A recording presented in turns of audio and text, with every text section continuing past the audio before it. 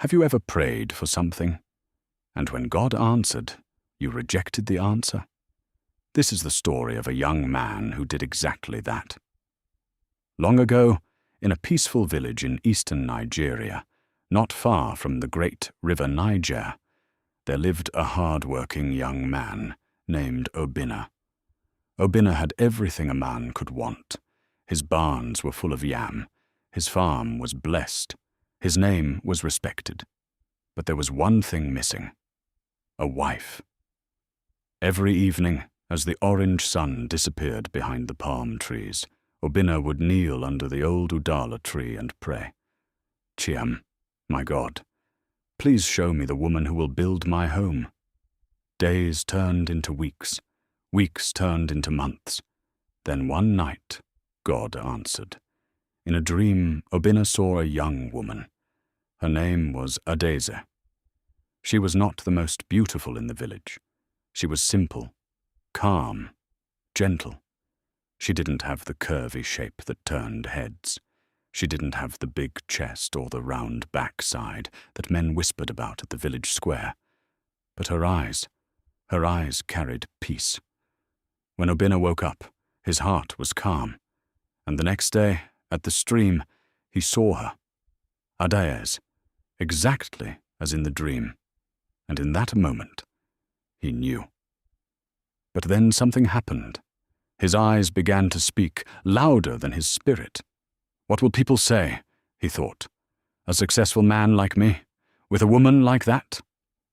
That was when he noticed another woman, Ngozi. Ngozi was everything the eyes could desire. Beautiful, curvy, confident. When she walked, heads turned. When she laughed, men competed for her attention. Obinna's pride grew. "This," he said to himself, "is the kind of wife I deserve." And so, he ignored the dream. He ignored the peace in his heart. He chose beauty over wisdom. The wedding was grand. Drums echoed through the village.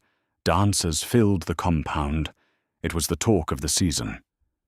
But when the music stopped, the real marriage began. Slowly, Obinna began to notice strange things. Ngozi stayed out late. She had secret friends. She cared little for the home. Then the truth came like a thunderstorm. She was involved in dangerous habits. She lived a double life. She gave her affection elsewhere. The house that was supposed to be a place of joy became heavy with shame and sorrow. One night, broken and alone, Obinna returned to the Udala tree where he once prayed. "Chim, why didn't you warn me?" And in the silence of the night, the answer came softly to his heart.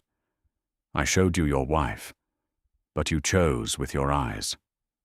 Tears fell, because now he understood. Character builds a home. Beauty only decorates it. But by then, it was too late.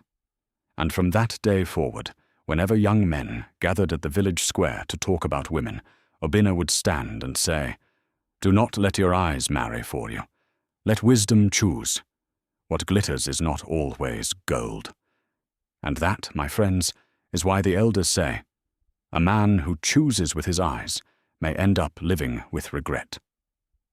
If you enjoyed this story, don't forget to like, share, and subscribe for more powerful African folk tales.